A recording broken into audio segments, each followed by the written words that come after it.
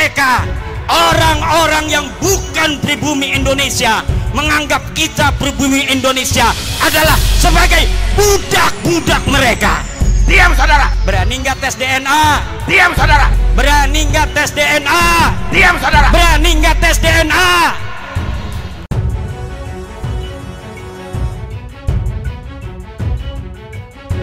Assalamualaikum warahmatullahi wabarakatuh. Saudaraku yang dirahmati Allah. Polemik para kabib-kabib Dobolowi di Nusantara tak akan pernah habis untuk dibahas.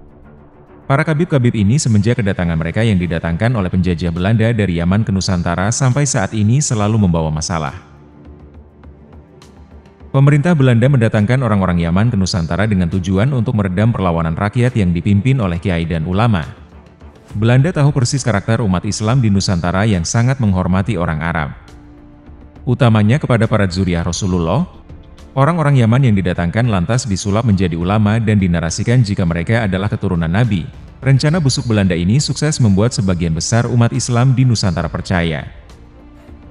Yang membuat umat Islam terbelah adalah ketika seorang kabib disulap menjadi seorang mufti di Batavia, yaitu Kabib Usman bin Yahya. Usman bin Yahya dengan kedudukan sebagai mufti bentukan Belanda telah membuat fatwa-fatwa yang menguntungkan Belanda. Ternyata sampai saat ini ketika kita sudah merdeka, para kabib pendatang Yaman ini tetap menjadi masalah di Nusantara. Mereka tetap menjadi benalu di NKRI.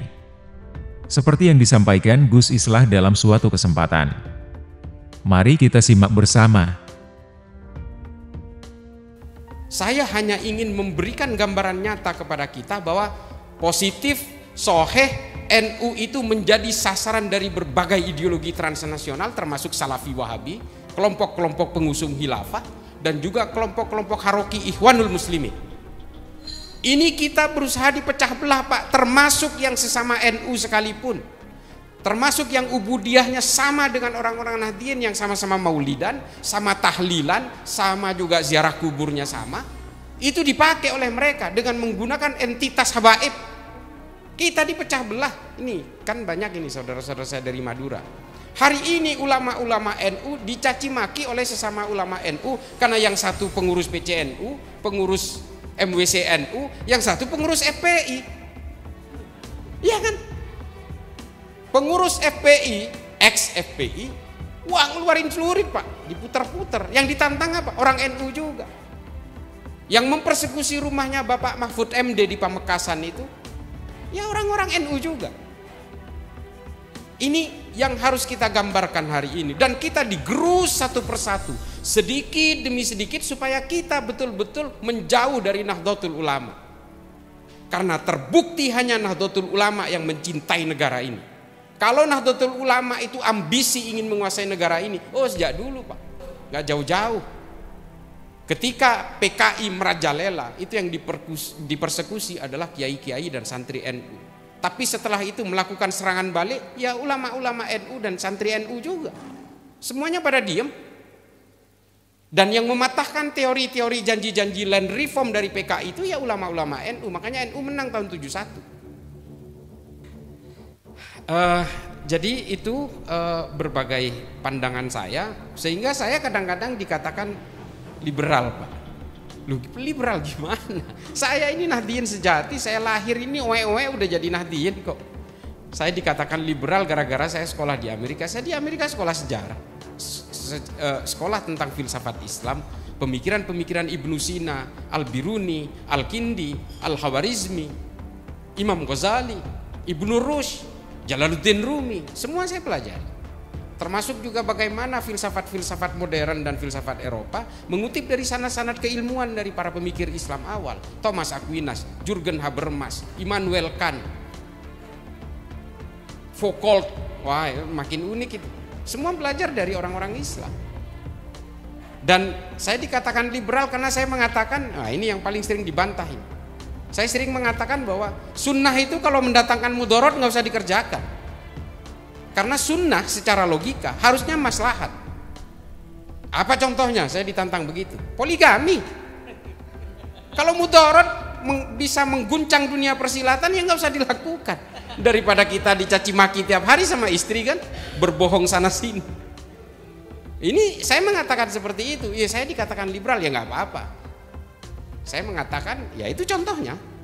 Meskipun ini dikerjakan oleh Nabi, masa harus kita kerjakan meskipun ini sunnah? Daripada kita dimaki-maki istri tiap hari, daripada baju-baju kita ada di got, ya kan? Nah apalagi kayak saya ini, saya jarang pulang ke rumah karena keliling seluruh Indonesia. Wah bisa-bisa saya jarang ngelonin istri Pak. Sampai ke rumah saya, nanti istri saya tiba-tiba daftar ke KUA, mati kita. Sementara saya anti poligami coba. Nah hal-hal seperti ini yang kadang-kadang distigmakan ke saya. Karena saya itu harus dijadikan musuh bersama. Saya hanya ingin memberikan gambaran nyata kepada kita bahwa positif, soheh, NU itu menjadi sasaran dari berbagai ideologi transnasional termasuk Salafi Wahabi, kelompok-kelompok pengusung khilafah, dan juga kelompok-kelompok Haroki Ikhwanul Muslimin. Ini kita berusaha dipecah belah Pak, termasuk yang sesama NU sekalipun, termasuk yang ubudiyahnya sama dengan orang-orang Nahdien yang sama-sama maulidan, sama tahlilan, sama juga ziarah kuburnya sama. Itu dipakai oleh mereka dengan menggunakan entitas habaib. Kita dipecah belah. Ini kan banyak ini saudara-saudara saya dari Madura. Hari ini ulama-ulama NU dicaci maki oleh sesama ulama NU karena yang satu pengurus PCNU, pengurus MWCNU, yang satu pengurus FPI. Iya kan? Pengurus FPI, ex-FPI, uang ngeluarin celurit Pak, diputar-putar. Yang ditantang apa? Orang NU juga. Yang mempersekusi rumahnya Bapak Mahfud MD di Pamekasan itu, ya orang-orang NU juga. Ini yang harus kita gambarkan hari ini. Dan kita digerus satu persatu, sedikit demi sedikit, supaya kita betul-betul menjauh dari Nahdlatul Ulama.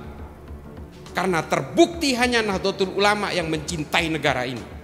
Kalau Nahdlatul Ulama itu ambisi ingin menguasai negara ini, oh sejak dulu Pak, gak jauh-jauh. Ketika PKI merajalela, itu yang dipersekusi adalah kiai-kiai dan santri NU. Tapi setelah itu melakukan serangan balik, ya ulama-ulama NU dan santri NU juga. Semuanya pada diem. Dan yang mematahkan teori-teori janji-janji land reform dari PKI itu ya ulama-ulama NU. Makanya NU menang tahun 71. Ini harus kita sadari. Dan NU itu pada zaman Soeharto seperti apa? Ini mohon maaf, ini sejarah nggak bisa dibantah. Yang dipersekusi dan yang betul-betul digencet itu orang NU. Padahal orang NU tidak punya sejarah melawan terhadap negara ini. Tidak pernah menyuarakan kebencian kepada orang yang berbeda. Itu NU.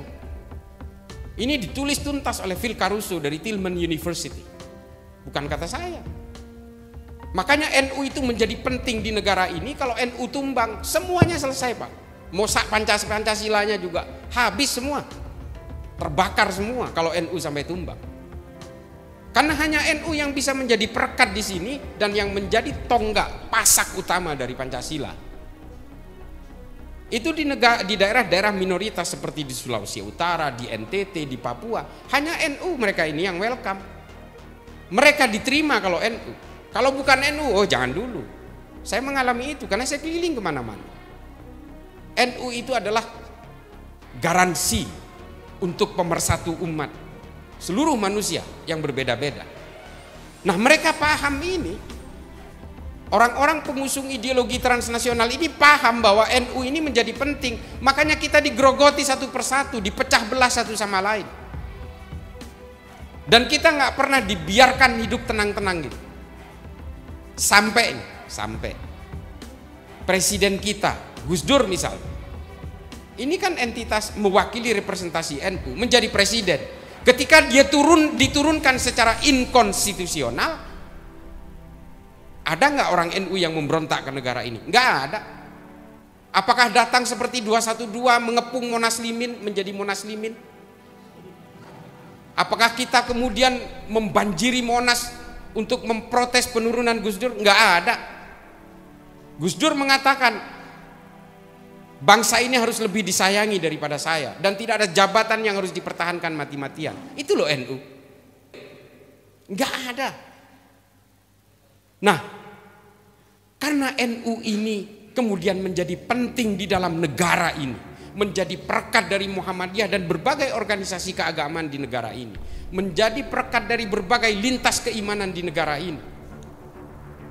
Ini kemudian menjadi sasaran utama, Pak, dari berbagai operasi intelijen, dari berbagai pihak. Tolong dipahami.